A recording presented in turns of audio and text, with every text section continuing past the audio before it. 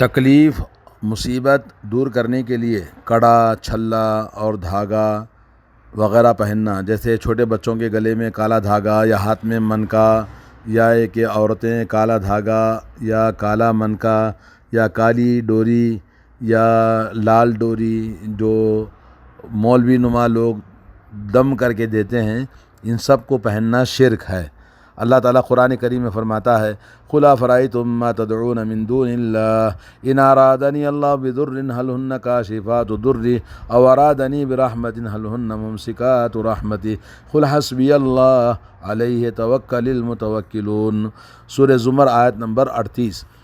آپ کہہ دیجئے نبی علیہ الصلوۃ والسلام، تمہارا کیا خیال ہے جن معبودوں کو تم اللہ کے سوا پکارتے ہو، اگر اللہ مجھے کوئی نقصان پہنچانا چاہے تو کیا وہ جھوٹے معبودوں کی جو تم پوجا کرتے ہو وہ مجھے میری تکلیف کو دور کر سکتے ہیں؟ یا مجھے اللہ تعالیٰ اپنی رحمت سے نوازنا چاہے تو کیا اس کی رحمت کو وہ روک سکتے ہیں؟ آپ کہہ دیجئے میرے لیے اللہ کافی ہے، میرے لیے اللہ کافی ہے نفع اور نقصان کے لیے، اور اللہ پہ بھروسہ کرنے والے اللہ ہی پہ بھروسہ کریں، توکل کریں۔ یعنی جو بھی دھاگا کڑا چھلا جو پہنتے ہیں، کوئی مصیبت آ جائے تو اسے دور کرنا مقصد ہوتا ہے، یا آئی ہوئی مصیبت کو دور کرنے کے علاوہ آنے سے پہلے سیفٹی اور حفاظت کے لیے پہنتے ہیں، تو اس کے دل میں یہ بیٹھ جائے کہ اس کے ذریعے آئی ہوئی اور آنے والی مصیبتوں کو دور کیا جا سکتا ہے، تو احادیث کی روشنی میں صراحت آئی ہے کہ وہ شرک ہے۔ آج لوگ دین کی دوری کی وجہ سے یہ سب بدعقیدگی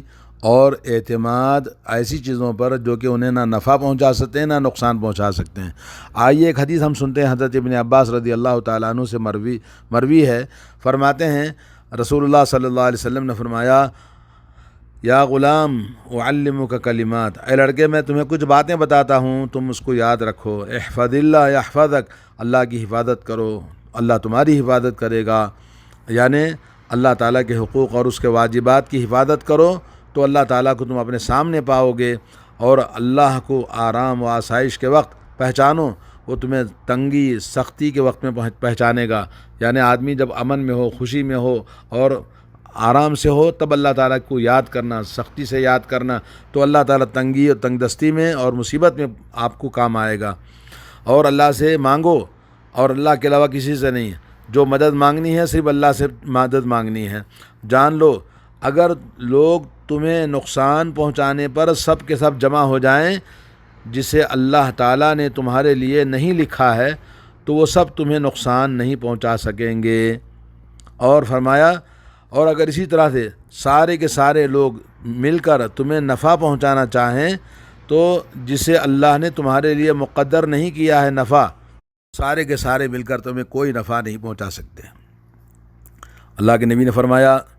صحیفے سوکھ گئے اور قلم اٹھا لیے گئے، یعنی تقدیر کے فیصلے ہو چکے ہیں۔ اللہ کے لیے عمل کرو اور ایمان و یقین کی دولت پر اللہ کا شکر ادا کرتے رہو، اور جان لو کہ ناپسندیدہ امور اور ناپسندیدہ احوال پر صبر کرنے میں بہت بھلائی ہے۔ اللہ کی نصرت صبر کے ساتھ آتی ہے، اور تکلیف و مصیبت کے ساتھ کشادگی آتی ہے، اور تنگی کے ساتھ آسانی آتی ہے۔ حضرت عمران بن حسین رضی اللہ تعالیٰ عنہ سے روایت ہے، رسول اللہ صلی اللہ علیہ وسلم نے ایک شخص کے ہاتھ میں پیتل کا چھلا دیکھا۔ آپ صلی اللہ علیہ وسلم نے فرمایا یہ کیا چیز ہے؟ تو اس نے جواب دیا کہ یہ کمزوری کو دور کرنے کے لیے، واہینہ کے لیے پہن رکھا ہے۔ تو نبی علیہ الصلوۃ والسلام نے فرمایا اسے اتار دو، یہ تمہاری کمزوری میں اور اضافہ کر دے گا، تمہاری بیماری کو اور بڑھائے گا۔ اگر اسے پہنے ہوئے تمہاری موت آ گئی تو تم کبھی بھی کامیاب نہیں ہوگے، کبھی بھی کامیاب یعنی فلاح نہیں پاؤ گے، جنت میں نہیں جاؤ گے۔ اس حدیث کو امام احمد نے مسند احمد کے اندر قابل اعتبار سند کے ساتھ روایت کیا ہے۔ نبی کریم صلی اللہ علیہ وسلم نے ان کے چھلے کو استعمال سے اس لیے روکا کہ کہیں یہ نہ سمجھا جانے لگے یہ بیماری کو دور کر دے گا، اسی لیے رسول اللہ صلی اللہ علیہ وسلم نے ان کو اسے نکال پھینکنے کا حکم دیا، اور اس کو بتایا کہ یہ تو بیماری کو دور تو کیا بلکہ بیماری میں اور اضافہ کر دے گا۔ کیونکہ اس نے اپنے دل کا تعلق ایک ایسی چیز سے جوڑ لیا ہے جو اسے نہ نفع پہنچاتی ہے نہ ہی اس کو بیماری کو دور کرتی ہے۔ اور جب پیتل کا ایک چھلے سے متعلق ایسا حکم ہے تو پھر اس سے زیادہ خطرناک چیزوں کے بارے میں کیا حکم ہوگا؟ مثلاً قبروں، مزارات اور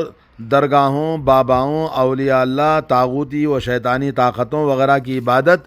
جس کے پاس ادنا عقل ہوگی اس سے ان مشرکانہ اعمال کی خطرناکی مخفی نہیں رہے گی۔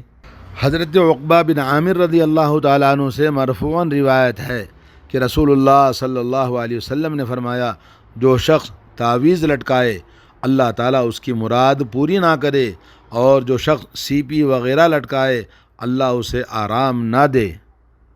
اس حدیث سے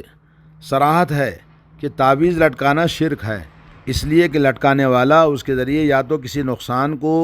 دور کرنا چاہتا ہے یا کسی قسم کا فائدہ اٹھانا چاہتا ہے کہ بیماری آنے سے پہلے اس کو دور کر دے۔ یہ عمل اس کے کمال اخلاص کے منافی ہے جو کلمہ لا الہ الا اللہ کا معنی ہے، اس لیے کہ اللہ کے مخلص بندوں کا دل فائدہ حاصل کرنے یا نقصان کو دور کرنے کے لیے غیر اللہ کی طرف وہ متوجہ نہیں ہوتے۔ یہ پیتل کا چھلا پہننا یا کوئی بھی تعویذ پہننا شرک اصغر کی قسم سے ہے، لیکن یہ عظیم مصیبت اور اس کی خطرناکی اگر عہد نبوت میں بعض صحابہ پر مخفی رہی تو قوموں میں شرک و بدعات اور پھیل جانے کے بعد جو لوگ ان سے علم و ایمان میں کئی مراتب کم ہیں ان پر کیسے مخفی نہیں رہے گی۔ ایک اور روایت میں یہ الفاظ ہیں، جو شخص نے تعویذ لٹکایا اس نے شرک کیا، من تعلق تمیمۃ فقد اشرک۔ اور ابن ابی حاتم نے ایک روایت نقل کی ہے حضرت حذیفہ سے کہ انہوں نے ایک شخص کے ہاتھ میں بخار دور کرنے کے لیے دھاگا پہن رکھا تھا، دھاگا باندھ رکھا تھا، دیکھا تو اسے کاٹ دیا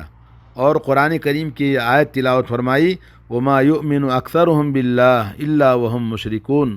ایمان کا دعویٰ تو بہت سارے لوگ کرتے ہیں مگر ان میں سے اکثر مشرک ہوتے ہیں۔ اللہ کے نبی صلی اللہ علیہ وسلم نے بد دعا فرمائی اس آدمی کے لیے جو تعویذ لٹکاتا ہے۔ کیا فرمایا؟ اللہ تعالیٰ اس کی مراد پوری نہ کرے، یعنی جس مراد کے لیے جو گرو گھنٹال بیٹھے ہوئے ہیں درگاہوں، مزاروں پر، یا مولوی نما یا بہت سارے مفتی لوگ جو تعویذ دیتے ہیں کسی مراد کو پوری کرنے کے لیے، تو اللہ کے نبی نے بد دعا فرمائی کہ اس کی مراد اللہ پوری نہ کرے۔ اور اسی طرح سے آپ نے فرمایا کہ جو بھی دھاگا پہنتے ہیں، کالا دھاگا، لال دھاگا، جو بھی تعویذ گنڈا لاگے لٹکاتے ہیں، اسے فرمایا کہ اللہ اسے آرام نہ دے۔ یہ احادیث اور آیت جو آپ نے سنی ہے اس سے یہ معلوم ہوا کہ بیماری یا شر نقصان کو دور کرنے یا بیماری سے شفا پانے کے لیے لوہے کا چھلا ہو، چاندی، پیتل، تانبا کا کوئی بھی ہاتھ میں کڑا ہو، دھاگا وغیرہ باندھنا بڑی سخت وعید جیسا کہ آپ نے سنا ہے۔ نمبر 2، اگر صحابی کی موت چھلا پہنے ہوئے ہو جاتی تو کامیاب نہ ہوتے۔ اس بات سے صحابہ کرام کے اس قول کی تائید ہوتی ہے کہ شرک اصغر کبیرہ گناہوں میں سے ہے۔ نمبر 3 یہ کہ صحابی یہ مذکور جہالت کی وجہ سے شرک کا ارتکاب کے لیے معذور نہیں سمجھے گئے، یعنی صحابی سے بھی ایسی غلطی ہو سکتی ہے۔ نمبر 4 یہ چھلے اور دھاگے دنیا میں بھی فائدے کے بجائے نقصان پہنچاتے ہیں، اور اس کی دلیل جیسا کہ آپ نے سنا کہ یہ چھلا تمہارا کوئی نفع نہیں پہنچائے گا بلکہ تمہاری کمزوری اور بیماری کو اور بڑھا دے گا۔ اور یہ حدیث اس قسم کے عمل کرنے والے کو سختی کے ساتھ روکنے کا ثبوت ہے کہ ہم کو روکنا چاہیے اپنے گھروں کو، اپنے بچوں کو، بیویوں کو، عورتوں کو درگاہوں، مزاروں، باباؤں کے پاس جا کر اس طرح کے چھلے، بچوں کے گلے میں کالا ٹیکا لگانا، کالے منکے پہنانا بچوں کے گلے میں، عورتوں کے گلے میں، اور اسی طرح سے جو کالی پوت کا لچھا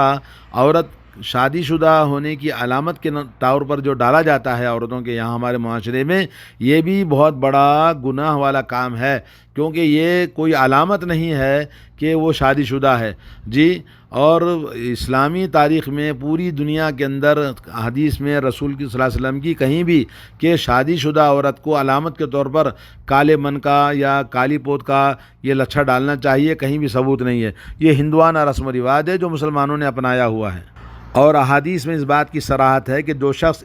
ان کو پہنے گا اللہ تعالیٰ ان کو انہی کے صبر کر دیتا ہے، یعنی ان کی حمایت اور نگرانی اور اللہ تعالیٰ کی طرف سے کوئی حفاظت نہیں ہوتی ہے۔ اور آپ کو یہ بھی معلوم ہوا کہ نمبر 7 بخار دور کرنے کے لیے تعویذ پہننا، دھاگا ڈالنا، کوئی بھی اس طرح سے بہت پہننا سب شرک ہے۔ نمبر 8 اس بات کی وضاحت کر دی گئی ہے کہ جو شخص تعویذ پہنتا ہے وہ شرک کرتا ہے۔ اور نمبر 9 حضرت حذیفہ رضی اللہ تعالیٰ عنہ کا آیت قرآنی کی تلاوت کرنا اس بات کی دلیل ہے کہ صحابہ کرام رضوان اللہ علیہم اجمعین ان آیات سے جو شرک اکبر کے بارے میں نازل ہوئی تھیں، شرک اصغر پر بھی دلالت لیتے ہیں، استدلال کرتے ہیں، جیسا کہ ابن عباس رضی اللہ تعالیٰ عنہ نے سورہ بقرہ کی آیت سے استدلال کیا۔